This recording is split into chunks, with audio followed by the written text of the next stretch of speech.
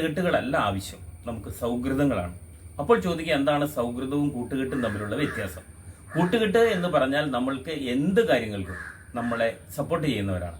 അതായത് തെറ്റ് ചെയ്താലും ശരി ചെയ്താലും അവർ നമ്മുടെ കൂടെ ഉണ്ടാവും, അവർ നമ്മുടെ കൂടെ നിൽക്കും, കട്ടയ്ക്ക് നിൽക്കും. അതാണ് ചങ്ക് ഫ്രണ്ട്സ് പോലെ.